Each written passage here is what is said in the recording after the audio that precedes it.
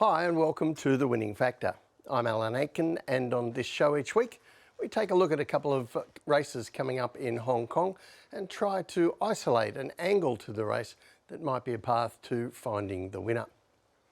Well, 11 races on Sunday at Sha Tin. The first one we're going to take a look at is race 4, where our winning factor is the map.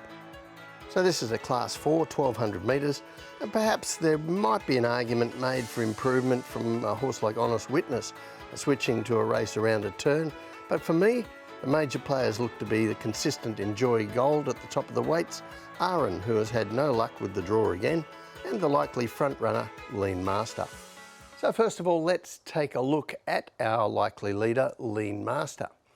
So this is race 526. He's in gate 2, red and white colours, and Lean Master jumps cleanly, and Brittany Wong is keen to get the front, something she'd done when this horse ran a surprise placing over 1400 metres his previous start at 80 to 1. Now, the pace isn't exactly fast or slow, but it is consistent with the eventual winner coming up outside Lean Master's heels, and that consistent pace exposed Lean Master this time in terms of stamina.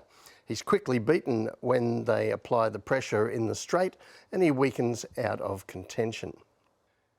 So although Lean Master had run third his previous start over the same distance, I think the way that race was run did expose his lack of stamina in a way that the previous race didn't, and we can actually see this when we have a look at the heat maps for the two races.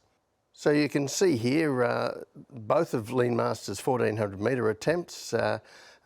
He needs a slow section somewhere in the race because of his lack of stamina, and in the first one he got that. The second section was very slow, leaving him with plenty of energy to run a better than average last 800 metres and hold on for third. But in the replay we've just seen, he didn't get a rest anywhere in running, so his slow section was the final one, and that's why he got run out of it. So now Lean Master is back to a more suitable 1200 metres, and I think he has a big part to play in this race, not only as a contender but in terms of the pace. So 30 minutes after that race, we saw Enjoy Golf and Aaron clash in a race over Sunday's course and distance. This is race 527, gate 6, yellow and purple is Enjoy Gold. He jumps well. Aaron in mauve colours, gate 11, also jumps well, but Jerry Chow risks being wide, so he steadies back, and soon there are 5 lengths between this pair of horses that came out of the gates so similarly. The critical point is that the slow first section on the heat map shows that Aaron has given up that ground very cheaply, while Enjoy Golf spends nothing to be right on the leader's tail and ready for the sprint home. Aaron, well, he's just left with too much to do, but finishes strongly to be just outside the placings. So Aaron there finished his race off 2 lengths faster, in fact, than Enjoy Golf, although finishing behind him. And Sunday's race does set up to some extent in much the same fashion. So the most serious pace inside here is Lean Master for Brittany Wong again, from gate 10, with blinkers on this time, and Honest Witness right next door for Zac Purton. Now, if they do engage in a duel, that would really help those back in the field, but I'm not convinced Zac Purton on Honest Witness will want to get into a duel with the 10-pound claimer. In any case, Enjoy Golf drops straight in behind them with a perfect stalking position. Aaron, once again, even with a good break, has only bad options.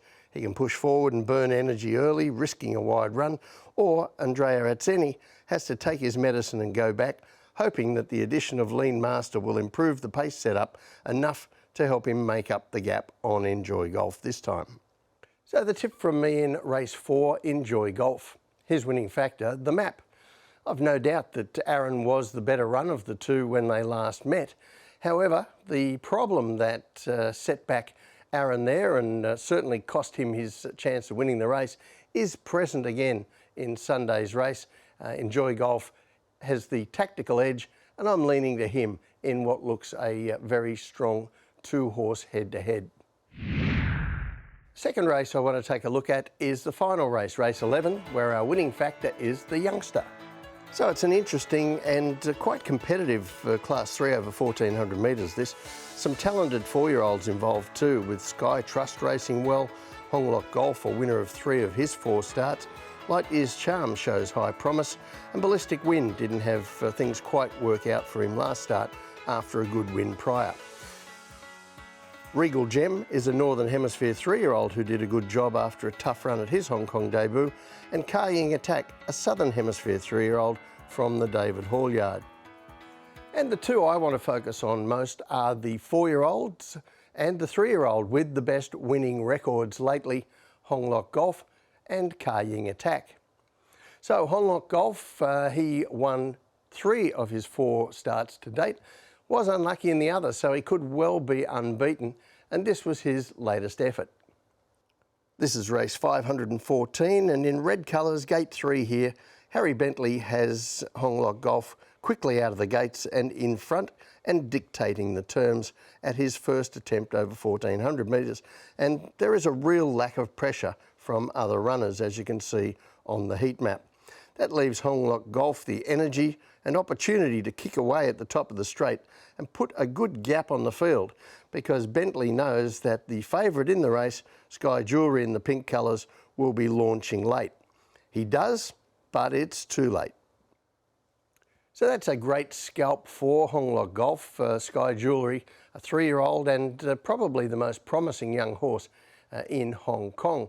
So being able to beat him certainly says something for Honglok Golf's own ability, but he is creeping up in the handicaps. As for Ka Ying Attack, well, he's had 3 starts this season, all against his own age, but trainer David Hall gave him some time off to grow and strengthen after his most recent win in December.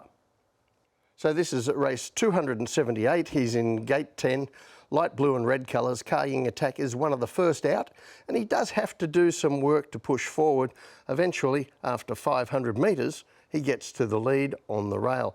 And the horse outside him you see coming across too is Juno Pride. Now the pace is true early, but Matthew Poon does get the chance to drop the speed here on the circle from the 800 metres to the 400 metres, and Ka Ying Attack is able to fill his lungs and then sprint quickly in the stretch, defying all challenges in the home run. Now that was a good effort, only against his own age, some might point out, but we do have a benchmark guide there with Juno Pride, because he's been racing against open age horses recently, doing particularly well at it as well. So we know that Ka Ying Attack is right up to scratch as far as the older horses are concerned, and history tells us that too. So this graphic shows you how the young horses, or the Southern Hemisphere 3-year-olds, become more of a factor as the season progresses. The number on the left-hand side is the average number of wins per month as we progress through the season. Now, I had planned to include Northern Hemisphere 3-year-olds for a comparison, but to be honest, they don't win that many races, so it isn't much help on the graphic, and I've left them out. So this is only about Southern Hemisphere bred 3-year-olds, and you see their influence is minimal early in the season, but as they become stronger through the season, they become a very big factor indeed as we get towards the back end of the season, right where we are now. And when we look at the map for Sunday's race, certainly the 2 chances who look to have the best opportunity to show what they can do are the ones I've highlighted, Honglok Golf and Ka Ying Attack. So they've drawn low and will be part of the on-pace group, although I won't be surprised if neither of them leads this time, with Beauty Glory having shown a propensity to lead in his races. If there is a lack of competition for the front, that's going to make it more difficult for those like Light Years Charm or Ballistic Wind, who will give away starts from tricky draws, and especially Sky Trust if he is again ridden quietly out the back. So the tip from me in race 11, Ka Ying Attack.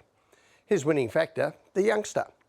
Now, it's easy to look at these older horses, the 4-year-olds, as being the major players here, and I'm sure they have great chances as well, but we do see year in, year out that the back end of the season is where the 3-year-olds start to stand up and be counted, and I think this is a great opportunity for Ka Ying Attack to do exactly that.